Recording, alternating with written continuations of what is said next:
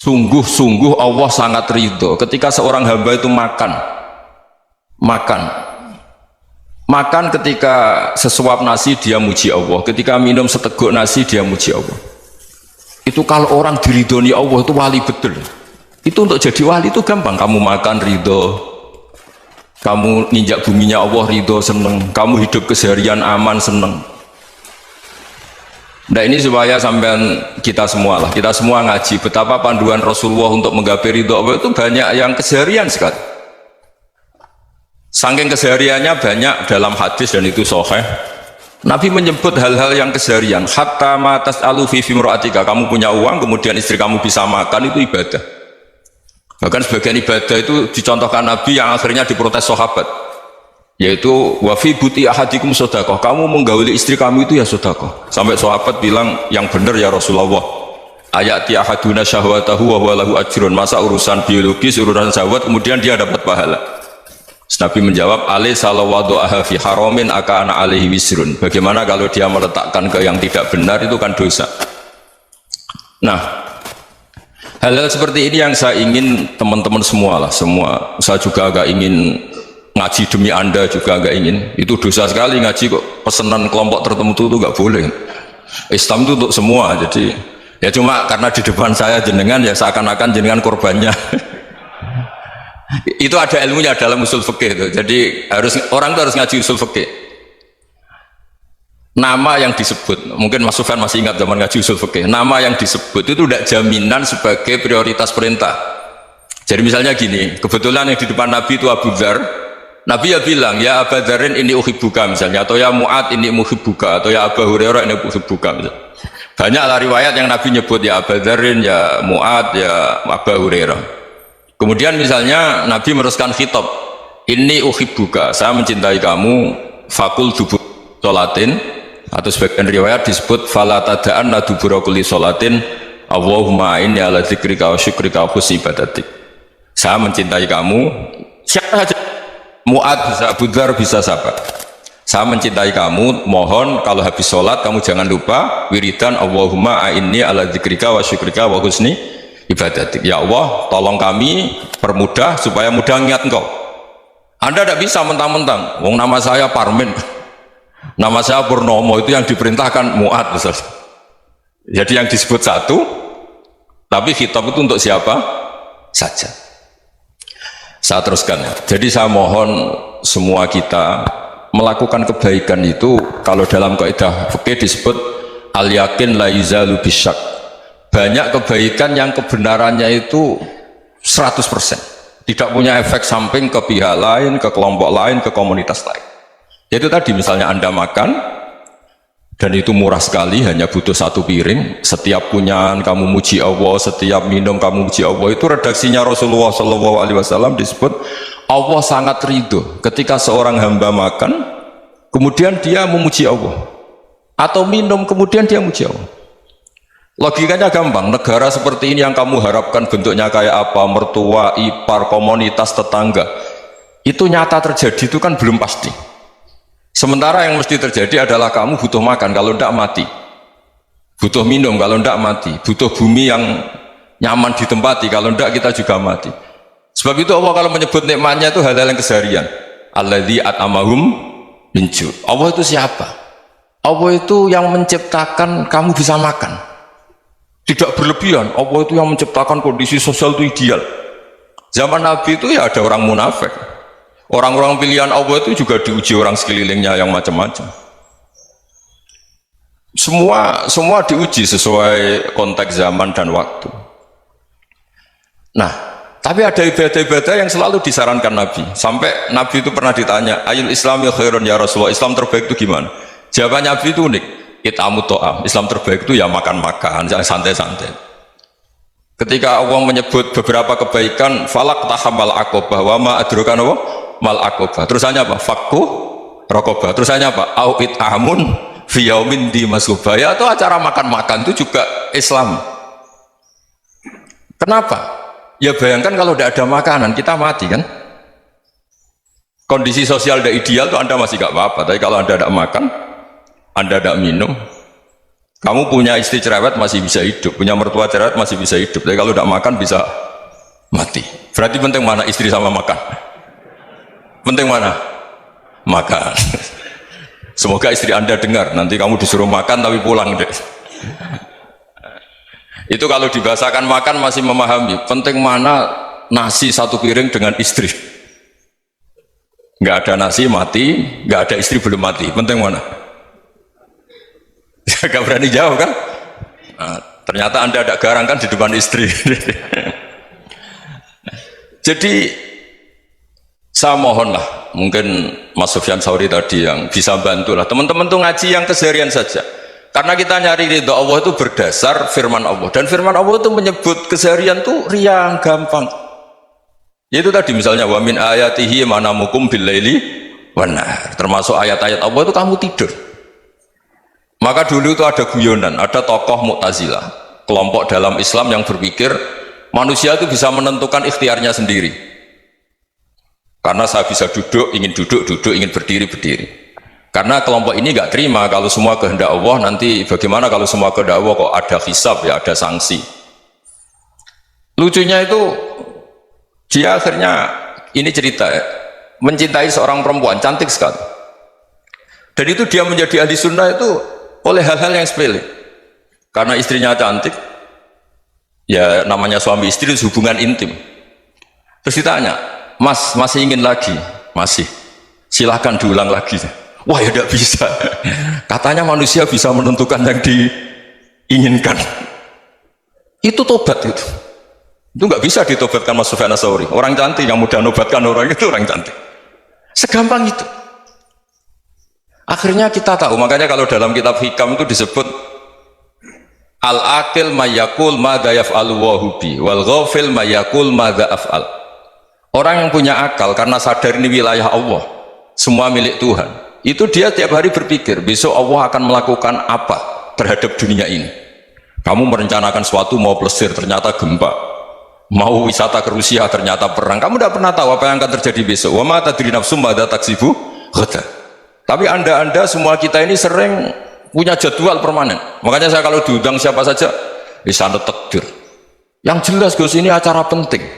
Ya masih acara penting nak pangeran ngersakno piye? Kowe ape dadi pangeran, kamu kok mau jadi Tuhan? Itu kadang ya kiai. Penting Gus acara ini jenengan harus memastikan bisa. Loh kamu itu yang ngajarin tauhid, sesuatu itu biadillah kok bilang-bilang apa pasti. Kalau mau terus tak tobatkan kamu kata saya. Ya kalau gitu Gus bilang insya Allah. Wah itu hati saya, fisik saya, roh saya sudah bilang insya Allah. Tidak usah kamu latih kata saya. Nah hal-hal tauhid keseharian itu gampang sebetulnya.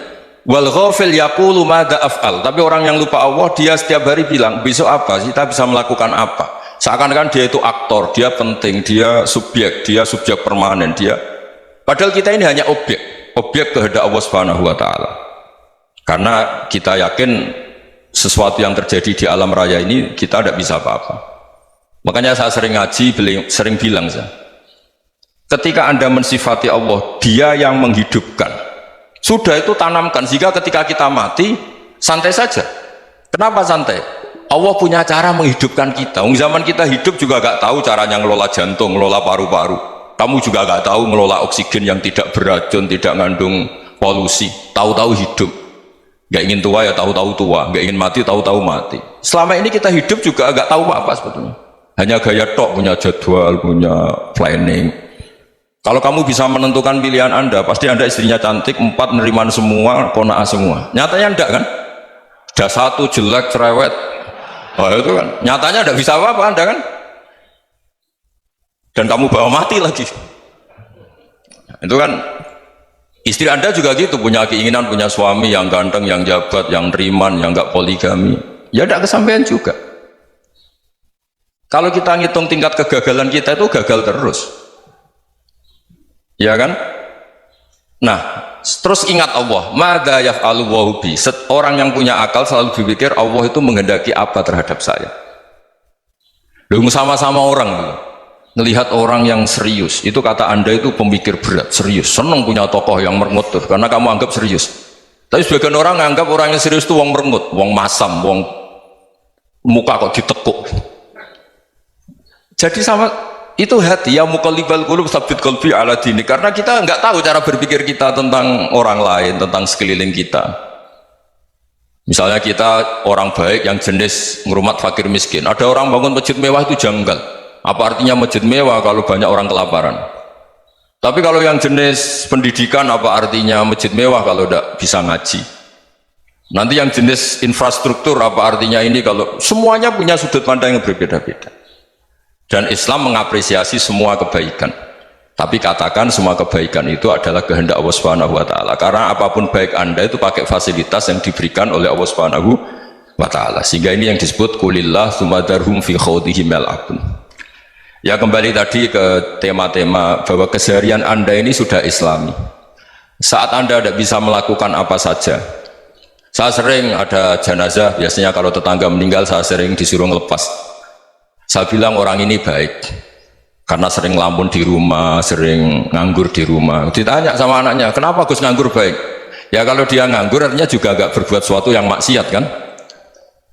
Ya kan? Orang nganggur di rumahnya ya tidak bunuh orang, tidak maling, tidak korupsi, ya namanya nganggur di rumah. Lah cuma istri cara pandang nganggur gak menghasilkan uang gitu. Tapi juga gak menghasilkan kriminal kan? Jadi sebenarnya Islam itu makanya kalau sampai ngaji usul fikih itu ada kitab usul fikih namanya Lubul Usul, itu terkenal sekali di pesantren itu. Itu kalau ngapresiasi keseharian itu luar biasa. Izma min mubahin illa wa yatahaqququ bihi tarku haramimma. Karena keseharian yang mubah saat Anda lakukan itu ada kehebatan yang luar biasa, yaitu meninggalkan haram. Makanya dulu banyak orang-orang alim ketemu temannya itu guyon sampai semalaman. Itu biasanya yang semangat Islam itu, kiai kok tidak tahajud, kiai kok tidak witir. Orang yang sedang mapan uangnya banyak, malam itu tidak kelayaban itu sudah luar biasa. Melawan nafsu supaya tidak maksiat itu sudah luar biasa. Supaya lupa guyon sama temannya semalaman sampai subuh. Gejlok-gejlokan mengenang zaman miskin, zaman kuliah gak jelas, zaman apa. Melihatnya jangan tarkut tahajud. Seperti ini meninggalkan tahajud, tapi meninggalnya ini talkul muharramat. Jadi kayak apa hebatnya? Sehingga Imam Ghazali punya riwayat yang agak unik. Hatta takuna ibadatu akhiri hadil ummah iku an-naum. Sehingga suatu saat ibadah terbaik umat ini itu tidur. Itu kan riwayat kontroversi. Ketika Imam Ghazali saja, kenapa iya? Kenapa kamu mulai keluar dari rumah itu sudah banyak maksiat, melihat perempuan yang enggak mahram, melihat fenomena. Tapi kalau kamu tidur itu enggak melihat apa. Tapi juga kamu jangan menganggap tidur itu ibadah betul. Saatnya melakukan fardu ain malah masih tidur. Tapi itu sudut pandang yang menjadikan kita Islam itu gampang. Jadi saat Anda tidak bisa aktivitas apa-apa, misalnya ada beberapa orang yang lumpuh. Lumpuh itu memang nggak bisa Jumatan, nggak bisa ibadah, tapi dia juga nggak bisa maksiat.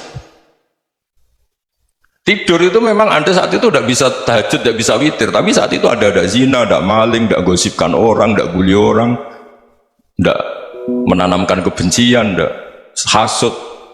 Sehingga tidur menurut Allah Ta'ala wa min ayatihi manamukum billaili apa?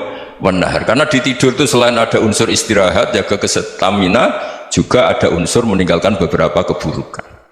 Nah saya mohon ibadah yang keseharian ini kita jaga. Supaya kita semua baca ayat itu fasih. Fasih itu tertanam di hati. Allah itu siapa? Alladzi at'amahum min ju'i wa amanahum min khawf. Dan Allah kalau cerita di Quran itu anna subabnal ma'a subba thumma syaqaqnal ardon wa syaqqa fa'ambatna fiha habba wa inaba wa qadba wa zaituna wa nakhla wa hadaika hulba. Kamu tahu saya ini siapa, kata Allah. Saya ini adalah Tuhan yang menurunkan air, kemudian ada tanaman banyak, habba wa inaba wa qadba, ada zaitun, ada tin, kalau orang Jawa mungkin ada tela, ada padi, ada mangga, ada pisang. Sudah. Wa inaba wa zaituna wa nakhla wa hadaika hulba, ada perkebunan yang lebat. Tujuannya apa? Mata Allahkum, silahkan kamu pakai, kamu nikmati. Tapi karena kadang kita ini punya ide-ide besar. Tadi untuk syukur saja nunggu punya istri riman, rumah baik, tetangga baik, komunitas baik, semuanya baik baru syukur. Lama-lama nanti ada di surga, syukurnya nunggu surga paling kelas A. Itu sudah ada yang menghuni Rasulullah, kamu nggak boleh di situ. Masa untuk syukur saja? Repotnya Masya Allah. Jadi mohonlah Quran yang kalau Anda hafalkan juz sama itu kan ada ayat-ayat yang kayak tadi. Ya, fal yanzuril insanu ila ta'ami. Coba lihat Apa yang kamu makan ya? Dari mana? Dan untuk mempertahankan hidup kamu keseharian. Jadi jangan kira ibadah itu harus membentuk komunitas yang versi Anda. Ibadah itu harus yang hal yang mulu-mulu. Kesehariannya Anda alami. Loh, ini saya tidak bikin-bikin. Saya ngaji bukan karena berdasar pesanan.